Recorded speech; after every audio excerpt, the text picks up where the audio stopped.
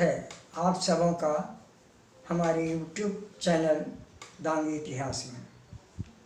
आज हम जानेंगे कि हमारे कौन से पूर्व पुरुष ने जिस राष्ट्र की स्थापना की वह एक हिंदू राष्ट्र होने का विश्व में गौरव प्राप्त किया। प्राकृतिक सुषमाओं से पूरित डांगी राजा का बसाया देश नेपाल था। डांग डायनेस्टी ऑफ नेपाल भारतीय उपमहाद्वीप के शीर्ष भाग पर रजत मुकुट मणि की तरह सुशोभित देश नेपाल है। इसे देवभूमि भी कहते हैं। हिमालय की गोद में बसा यह सदियों से विश्व में हिंदू राष्ट्र के रूप में प्रतिष्ठित रहा है। देश की स्थापना का श्रेय tribes and caste of central India के लेखक सर आर.वी. रसल ने डांग राज्य के प्रथम राजा महिपाल दंगी शरण को दिया है। उन्होंने महिपाल दंगी का नाम निपल या नेपाल लिखा है। आगे कहा है उनका शासन क्षेत्र मालवा के दंगवाड़ा जनपद का निकटवर्ती विस्तृत प्रदेश था। महिपाल या निपल या नेपाल दंडवंशियों का राज भारत के विस्तृत दंडकारण्य क्षेत्र के आसपास रहा है। इंद्रलोक की अभिशप्त अप्सरा उर्वशी को उद्धार हेतु इसी राज क्षेत्र में अर्थात महिपाल नेपाल दांगी शरण के दांग देश नेपाल में आना पड़ा था। महिपाल दंगी शरण को नेपाल के सर्वाधिक प्राचीन राजाओं में गिनती की गई है। गोरखपुर विश्वविद्यालय के प्राध्यापक डॉक्टर जगदीश नारायण सिंह ने डांग देश नेपाल के संस्थापक और महाभारत पर आधारित दंगी शरण कथा के नायक राजा दंगी शरण पर शोध क्रम में लिखा कि श्री कृष्ण काल के डांग देश नेपाल के राजा दंगी शरण ने इंद्रलोक की अभिशप्त अप्सरा उर्वशी जो इनके शरण में आई थी उसे राजा ने ही आश्रय दिया था। तब श्री कृष्ण को जब यह बात नारद मुनि से ज्ञात हुआ तो उन्होंने इसे अपने पास मंगवाने के लिए दूत भेजे और नहीं देने पर युद्ध करने को कहा। न्यायवर्ती छात्र धर्मी लोकप्रिय राजा दंगी शरण ने श्री कृष्ण को यह स्पष्ट रूप से कहा कि क्या श्री कृष्ण जो मथुरा का राजा है वह छात्र धर्म और न्याय को भूल गया है, जो जिसके बाहुबल से जो चीज़ प्राप्ति होती है वह उसी की चीज़ होती है। अर्थात इस बात को वो भूल गए तो मैं युद्ध के लिए तैयार हूँ। श्री कृष्ण के युद्ध की घोषणा को स्वीकार करते हैं और न्यायप्रिय राजा दंगी शरण का इस युद्ध में पांडवों ने साथ दिया। श्री कृष्ण की कौरवों सहित 18,000 सेना के विरुद्ध इन पांडव भाइयों ने न्यायव्रती दंगी शरण को ही साथ दिया था। इसे विद्वान शोधकर्ता ने दंगी शरण की महाभारतीय कथा को महाभारत की कच्ची सामग्री प्रस्तुत करने की बात कही है। यही कारण है कि महाभारत कालीन दंगी शरण की यह कथा न केवल नेपाली और थारू भाषा में वर्ण संस्कृत, बंगला, हिंदी, मराठी, तमिल, गुजराती, अवधी, पैसाची, बुंदेली आदि कई भाषाओं में पाई जाती है, जो दांगी साहित्य के लिए बड़े गर्व की बात मानी गई है।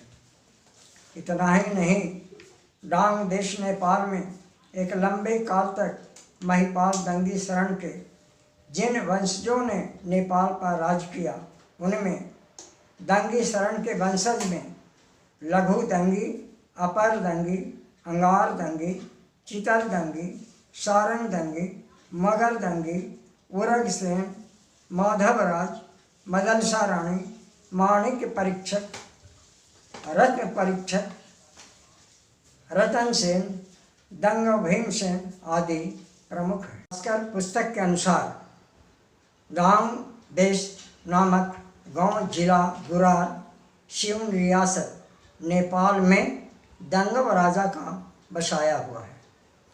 दंगवाल नामक कत्यूरगढ़ निवासी सूर्यवंशी क्षत्रिय दंगवय वंशी हैं। इनके पूर्वज धाम सिंह भारत से 400 वर्ष पूर्व नेपाल के निकट गढ़वाल क्षेत्र में जा बसे थे। भारत और नेपाल राज्य के दांगी राजाओं का संबंध हमेशा बना रहा। मध्य प्रदेश के सागर के राजा नेपाल से आए राजा कहे जाते हैं। मौर्यकालीन पश्चिमोत्तर भारत के त्रिगर्तों का दांडकी गण या उपसंघ पूरे मध्य भारत, गुजरात, महाराष्ट्र, कोंकण और फिर नेपाल तक के दांगी क्षत्रियों का दांगी या डांगी उपनाम यह स्पष्ट रूप से सिद्ध करता है कि ये सभी उपनाम दंडक या दंड वंश से जुड़े हैं, जिनका उदय पौराणिक काल में हुआ था। वर्तमान काल में सागर एरन का उत्खनन, इंदौर उज्जैन दंगवाड़ा का उत्खनन और उदयपुर राजस्थान में अहार नदी घाटी के उत्खनन में मिले अवशेषों ने यह तो स्पष्ट ही कर दिया है कि डांगी सभ्यता पूर्व वैदिक कालीन था। साथ ही यह सैंधव सभ्यता की समकालीन सभ्यता थी। इस तथ्य की पुष्टि वर्ष 2003 में विदेश में हिंदी स्थिति और संभावनाएं विषय पर नेपाल में आयोजित अंतर्राष्ट्रीय संगोष्ठी में विद्वानों और शिक्षाविदों के बीच त्रिभुवन विश्वविद्यालय काठमांडू नेपाल के केंद्रीय हिंदी विभागाध्यक्ष प्रोफेसर सूर्यनाथ गोप ने अपने विषय प्रवेश के क्रम में कहा था कि नेपाल की संस्थापना राजा दंगी शरण द्वारा किए जाने की पुष्टि होती है, क्योंकि नेपाल में एकमात्र दंगी शरण कथा का ही साहित्यिक रूप हिंदी के साथ साथ प्राकृत भाषा तथा अन्य भाषाओं में प्राप्य है। दांगी राजा की महिमा जो संस्कृत ग्रंथों में वर्णित है, उसका भी उन्होंने उल्लेख किया। उन्होंने बताया, जम्बू दीपा माझारी डंगवय देश नेपाल नगरी, तेथे डंगवय राजा राज्य करी, भूपाला मांझी पवित्र।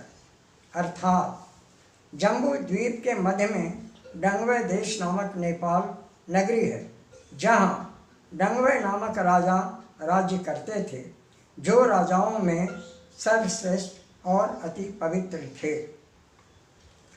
यह मात्र एक उदाहरण न केवल नेपाल के दांगियों का, बल्कि विश्व में निवासरत समस्त दांगियों के सिर को हिमालय की तरह यह उदाहरण ऊंचा करता है।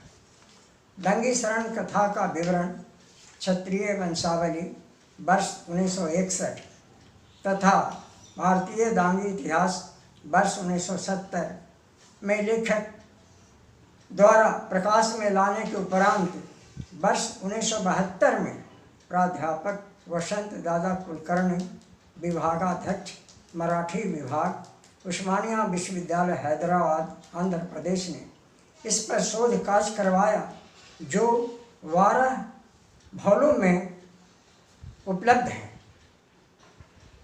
साथ ही यह लेखक के आग्रह पर उन्होंने श्री संजीवन अनंत प्रसाद द्वारा डंगवे पुराण नामक मराठी भाषा में भी पुस्तक का प्रकाशन करवा दिया। यह कार्य साहित्यिक जगत में मील का पत्थर साबित हुआ है। नेपाल का वर्णन अन्य पौराणिक ग्रंथों में भी मिला है। उनमें स्कंद पुराण के नागर खंड, गरुड़ पुराण, सह्याद्री खंड, रेवा खंड, देवी पुराण, अरिष्टनेमी जैन हरिवंश ग्रंथ, वारामिहिर, बाराही तंत्र तथा ब्रह्मनील तंत्र आदि पुस्तकों में उपलब्ध है। नेपाल के राजा राघव देव ने सन 879 ईस्वी में 20 अक्टूबर को एक नया संवत चलाया था। वह आज भी नेपाली संवत के नाम से प्रसिद्ध है। यह नेपाली संवत वर्तमान में 1140 चल रहा है। नेपाल राज्य में 4 नगर मुख्य रहे हैं जो अलग अलग राजाओं की राजधानी रही थी। उनमें वर्तमान काठमांडू, उसके पूर्व कीर्तिपुर, पाटन और भातगांव मुख्य हैं। ये चारों नगर विष्णुमती नदी के किनारे स्थित हैं। वहीं बड़ा नीलकंठ गांव बालाजी या छोटा नीलकंठ ग्राम स्वयंभूनाथ भी विष्णुमती खागर में है। काठमांडू का प्राचीन नाम मंजू पाटन मिलता है। 1896 ईस्वी में राजा लक्ष्मेंद्र मल्ल ने एक काष्ठ मंडप बनवाया था जो कोई देव मंदिर नहीं था। यह काठमांडू के बीच शहर में अति अलंकृत कलात्मक धरोहर के रूप में था जो हाल के भूकंप में नष्ट हो गया। यह शिल्प कला का बेजोड़ नमूना था जो सन्यासियों के ठहरने के लिए राजा ने बनवाया था। पौराणिक राजा दंड के वंशज द्वापर जुगीन राजा दंगी शरण श्री कृष्ण के समकालीन थे। उनका राज्य क्षेत्र भारत नेपाल डांग क्षेत्र डांग जनपद कहलाता था। राजा दंगी शरण का वर्णन भविष्य पुराण के रेवा खंड में आया है। राजा दंगी शरण की पत्नी का नाम प्रियंवदा था बताया गया है। उनके राज्य क्षेत्र के बारे में कहा गया है कि उनका राज्य किष्किंधा से लेकर नेपाल की तराई तक था। पश्चिमी नेपाल में सरयू नदी के किनारे पर्वत के बीच दांग देवखुरी नामक प्रसिद्ध नगर तत्कालीन दांग देश की राजधानी थी। आज भी नेपाल के उक्त डांग क्षेत्र में उस पौराणिक राजा दंगी के वंशजों द्वारा निर्मित राजप्रसाद के भग्नावशेष विद्यमान हैं, जिसे वर्तमान पुरातत्व विभाग नेपाल ने विकास कार्य की योजना बनाई है। नेपाल में कुल 14 अंचल हैं जो 14 नदियों के नाम पर हैं। वहीं कुल 75 जिले हैं जिनमें से कुल 33 जिलों में दांगी लगभग 1 लाख की आबादी में निवास करती है। जिन जिलों में दांगी निवास करते हैं वे हैं रोलपा, डांग, साल्यान, सुरखेत, बेक, झापा, रुकुम, तीर्थम, जुमला, मोरंग, कैलाई, शंखुबासवा, जाजरकोट, डोलपा, सुनसरी, इलाम, तप्पे, लेजंग, कपिलवस्तु, काठमांडू, फणवंतार, मकवानपुर, उदयपुर, अर्गाखंड, दोती, ललितपुर, भक्तपुर, भृगु, धनकुटा, भोजपुर, सिरहा, सप्तरी, चितवन और कास्की। वर्तमान में नेपाल के प्रबुद्ध डांगी बंधुओं ने वागेश्वरी डांगी बंधु ट्रस्ट नामक संगठन बनाया है जो नेपाल के समस्त डांगी बंधुओं को एकजुट करने, पुरखों को जोड़ने लोगों के बीच मैत्री और मेल मिलाप बढ़ाने तथा सद्भावना को पुनर्जीवित करते हुए विश्व के दांगियों को एकत्रित कर मानव कल्याण करने की योजना बनाई है। इसके लिए नेपाल में एक केंद्रीय कार्यालय तथा एक शाखा कार्यालय की भी स्थापना की गई है। केंद्रीय कार्यालय दूधराज डांग नेपाल में है, वहीं पूर्वांचल क्षेत्रीय कार्यालय सुरंग 4 माईधाम झापा नेपाल में है। ट्रस्ट का 20 सदस्यीय केंद्रीय कमेटी तथा 14 सदस्यीय सलाहकार समिति का भी गठन किया गया है।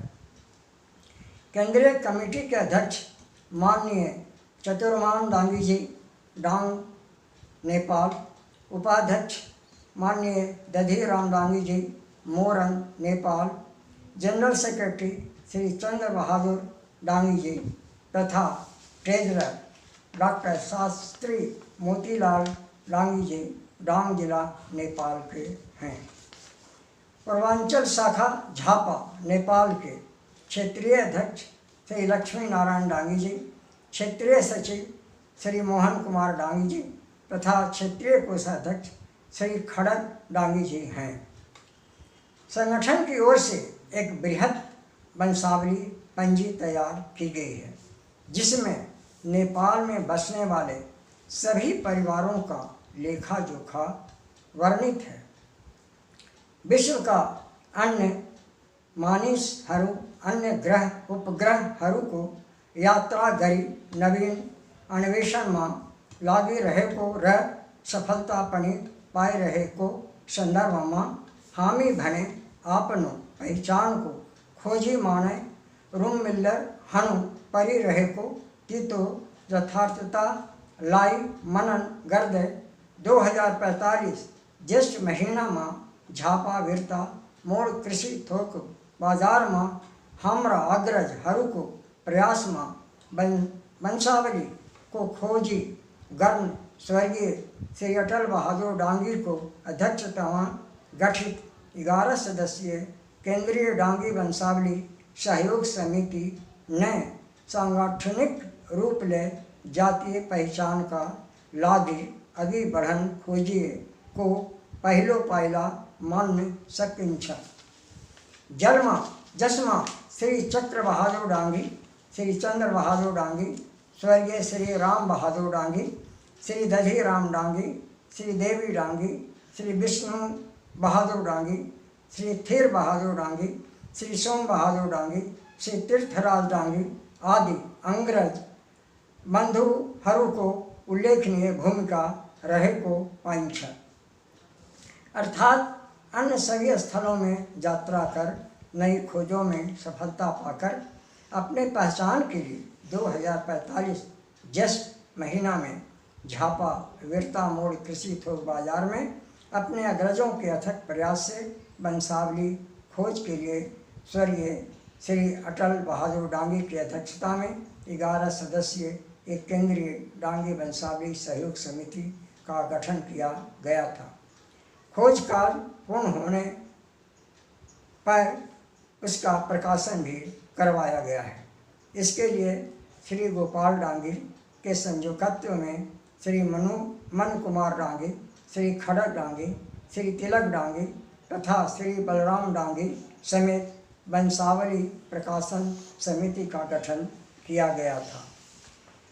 प्रकाशित वंशावली का लोकार्पण विश्व के Guinness book of world record में नेपाल के दांग निवासी 72 वर्षीय श्री चंद्र बहादुर डांगी, जिनकी ऊंचाई मात्र 21 इंच तथा वजन मात्र 12 किलो था, उनके हाथों मिति 2068 साल माघ सोमवार को ट्रस्ट कार्यालय परिसर तथा पुराण स्थल माईधाम झापा नेपाल में एक बृहद समारोह के बीच किया गया। इस प्रकार हम पाते हैं कि नेपाल की संस्थापना काल से अब तक नेपाल के डांगी बंधु अपनी पहचान देश तथा विदेशों में बनाए रखे हैं।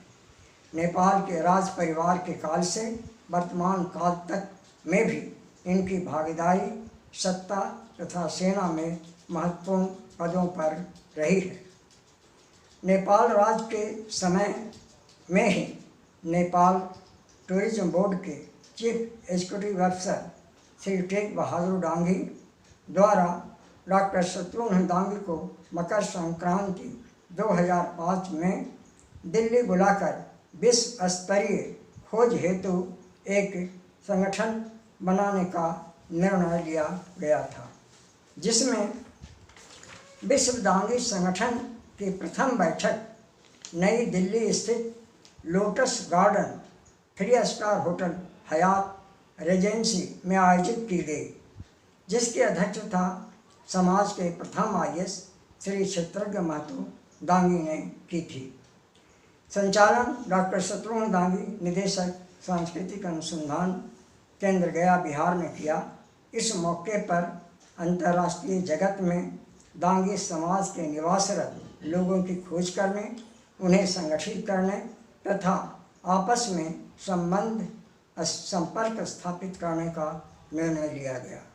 अंतर्राष्ट्रीय स्तर पर कमेटी बनाई गई, जिनके सदस्य निम्नलिखित हैं।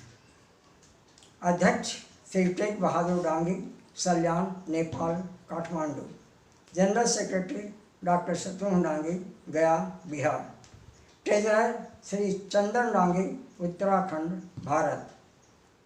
संरक्षक श्री डांगी क्षेत्रज्ञ महतो, भंडारा, नई दिल्ली।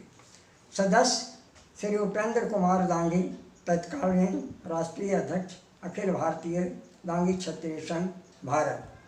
श्री शिवनंदन प्रसाद डांगी, द्वारिका, नई दिल्ली। इंजीनियर प्रमोद कुमार, मोहन गार्डन, नई दिल्ली। श्री प्रकाश डांगी, सीमा द्वार, ITBP, देहरादून। श्री महेश डांगी, नसीरपुर, नई दिल्ली। श्री राकेश रंजन, प्रबंध संपादक, विजयनगर, गाजियाबाद। श्री जगत सिंह डांगी, सीनियर एग्जीक्यूटिव अफसर, HR, गुड़गांव। श्री चंदन सिंह डांगी, डेवलपमेंट अफसर, हिंदुस्तान लीवर कंपनी, नई दिल्ली। श्रीमती पुष्पा डांगी, महिला प्रतिनिधि, अमृतपुरी, कैलाश। इस संगठन ने असम के बंधुओं को ढूंढा, बाद भूटान के डांगी बंधुओं को भी खोज निकाला। इसके अलावा बड़ी उपलब्धि के रूप में उत्तरी अफ्रीका के बहरीन, दक्षिणी अफ्रीका के डरबन और युगांडा, संयुक्त राज्य अमेरिका के सैन फ्रांसिस्को तथा अन्य स्थल, ऑस्ट्रेलिया में पर्थ, सिडनी और Leopold, Victoria, Dangi Nagari, Malaysia, Dangila town, Ethiopia, England, Bangladesh तथा रूस का दागिस्तान आदि मुख्य हैं। अभी आवश्यकता और भी अधिक खोज की है। बस आज इतना ही। कोरोना से बचे रहें, घर पर रहें, आर्ट लाइफ का किसे प्रयोग करें, बाहर न निकलें, स्वस्थ रहें। धन्यवाद।